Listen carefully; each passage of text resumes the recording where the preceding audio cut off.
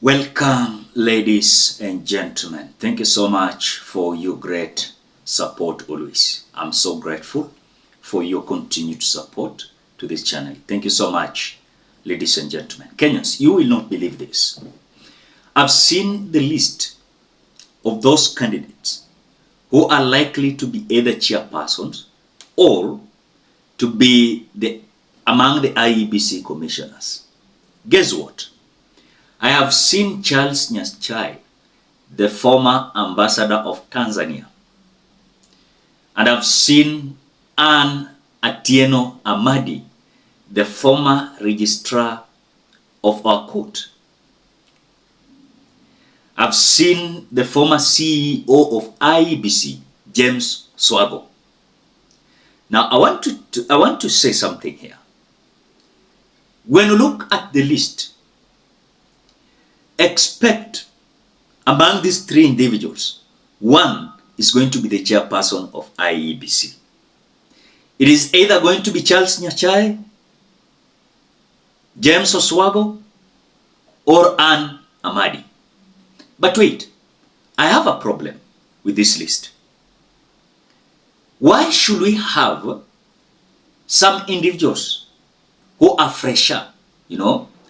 Charles Nyachai is a close ally of William Samoei Ruto. Charles Nyachai is in UDA.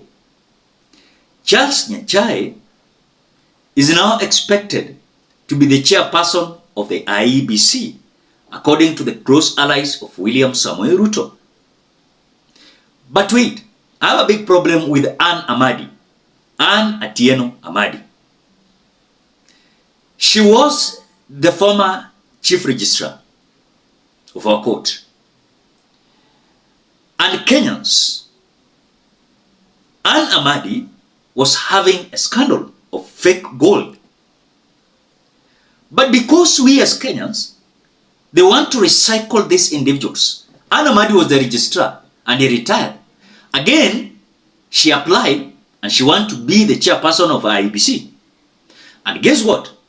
She's likely to be given that position. The same to Nyachai, the same to James Oswago, the former CEO of IEBC. Now, I want you to listen to the scandal of Anne Amadi. Then you will be shocked. Why?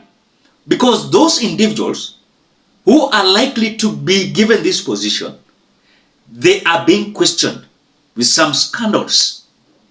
But because we as Kenyans, you will hear some individual saying, oh, wewe ni kabila yetu, oh, wewe ni mtu yetu.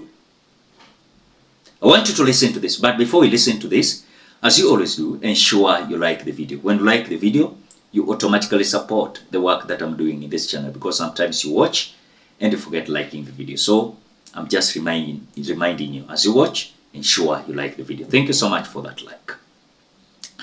Based British businessman has filed a petition before the Judicial Service Commission seeking the removal from office of Chief Registrar of the Judiciary Anne Amadi. Demetrius Bradshaw, the director of Burton Gold Trading Company, accused Amadi of abuse of office, obtaining money by false pretense, among other allegations, in the 130 million shilling gold scandal.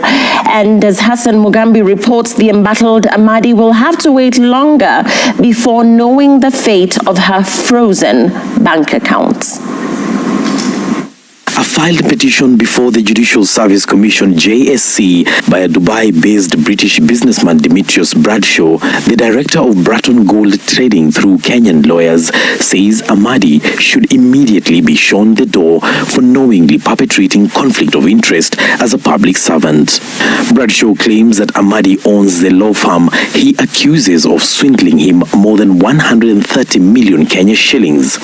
The petition reads in part that there is no evidence that Honorable Anne Atieno Amadi ever seized control and or handed over the firm to any other advocates indicated in the website. The most recent certificate from the Registrar of Companies, dated 30th of May 2023, still indicates that Anne Atieno Amadi is the registered proprietor of the law firm. The British gold dealer further claims that Amadi called his advocates sometimes last year and thereafter met them in the company of her advocates in a bid to reach settlement on the investigations which were being conducted by police. The petition stating that the glaring question from Honorable Anne Atieno Amadi's action is how did she know of the criminal investigations being carried out? On what capacity did she attend the meeting and propose solution if indeed she was not in control of Amadi and Associates? Bradshaw in his petition claims that Amadi and 6 others illegally obtained and were paid 82.3 million Kenya shillings by Bratton Gold Trading Limited. The Dubai-based gold trading company explains it was interested in buying gold from Kenya. According to the petition, one Daniel Kangara, who at the time was alleged to be an officer in an entity called Universal Global Logistics Limited, was to organize the logistics of over 1,500 kilograms of gold consignment from Kenya to Dubai. However, despite the money being paid totaling to 130 million, no gold was ever delivered. The petition says that the money received into Amadi's law firm from Bratton was withdrawn in cash by agents appointed by Amadi, and there was no proof that it all went to a third party, that the company that was meant to sell the gold, Universal Global Logistics Limited, did not even exist.